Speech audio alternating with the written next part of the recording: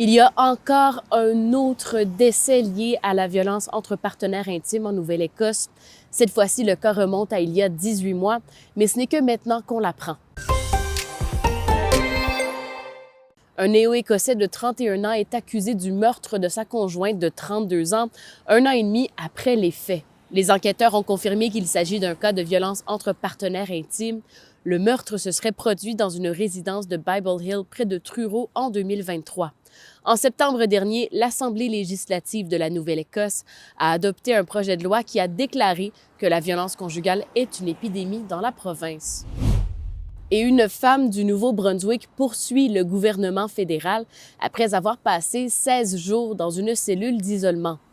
Lisa Adams raconte qu'elle a été enfermée pendant 16 jours dans une cellule dépourvue de toilettes et d'eau courante à la prison pour femmes de Truro en 2020. Les gardiens soupçonnaient qu'elle cachait de la drogue dans son vagin et voulaient la forcer à l'expulser. Finalement, c'est un médecin qui, après un examen, a déterminé qu'elle ne cachait rien.